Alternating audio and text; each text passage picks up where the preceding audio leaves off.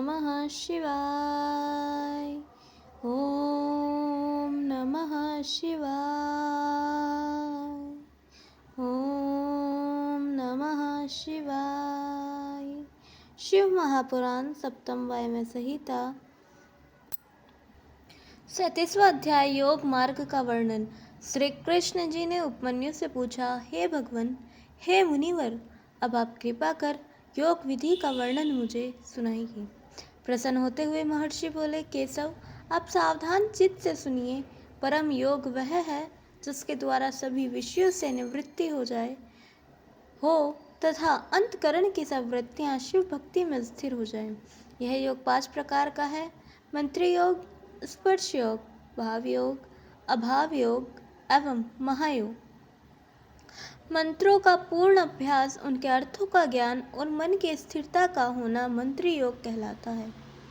यदि मंत्र योग को प्राणायाम द्वारा सिद्ध किया जाए तो वह स्पर्श योग कहलाता है।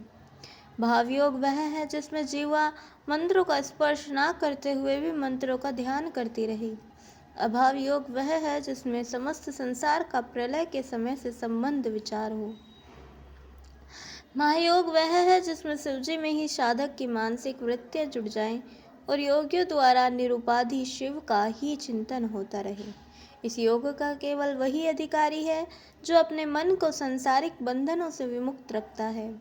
वैराग्य भी ईश्वर के निरंतर मनन चिंतन से प्राप्त होता है।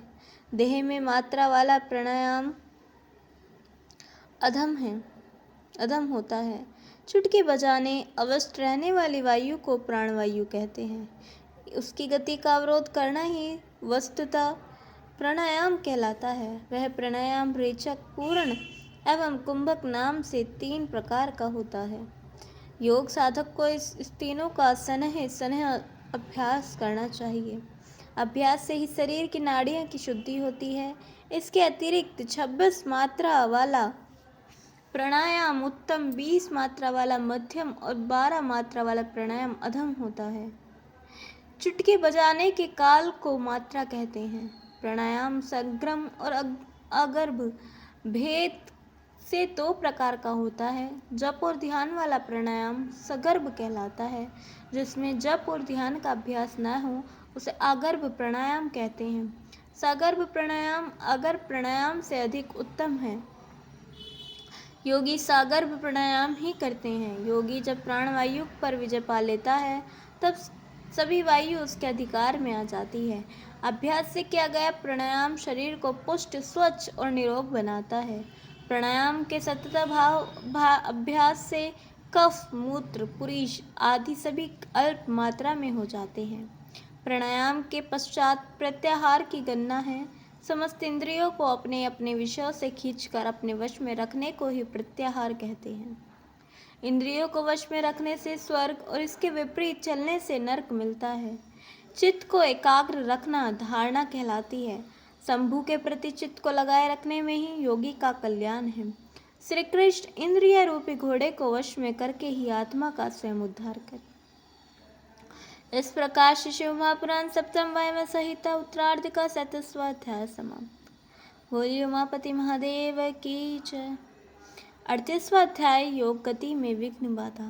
उपमन्यु बोले, हे श्री कृष्ण, अब मैं योग में पड़ने वाले विघ्न कहता हूँ। उसमें आलस्य, व्याधि, प्रमाद, स्थान, संशय, चित्त की अस्थिरता, अश्रद्धा, भ्रांति दर्शन, दुख, दौर्मंश्य, विषय के लिए चंचलता इत्यादि 10 प्रकार के विघ्न होते। इन विघ्नों को सदैव शांत करते रहना चाहिए। इनके शांत हो जाने पर सिद्धि सूचक 6 उपसर्ग उत्पन्न होते हैं: प्रतिभा, श्रवण, वर्ता, दर्शन, आस्वादन, वेदन। यही भोग के विषय हैं। जब सूक्ष्म बीज जाते हैं तब विपृष्ट नहीं होता और यथार्थ ज्ञान हो जाता है। यह श्रवण है। सभी मनुष्य की बात समझ लेने वाले को वार्ता कहते हैं। प्रयत्न के बिना सभी पदार्थ दिखाई देने लग जाएं, उसे दर्शन कहते हैं। दिव्य पदार्थों के स्वाद का नाम आस्वादन है। सभी प्रकार के स्पर्शों का ज्ञान वेदना है। इस प्रकार 6 उपसर्गों को प्राप्त कर ही योगी सिद्ध होता है। इस प्रकार से शिव महापुराण सप्तम वायव्य संहिता तार्किक 48वां अध्याय समाप्त। बोलिए उमापति महादेव की जय। कल हम सुनेंगे 39वां अध्याय शिव का योग ध्यान और 40वां अध्याय नैमिषारण्य से मुनियों की यात्रा वर्णन। तब तक के लिए जुड़े रहें। हर हर महादेव।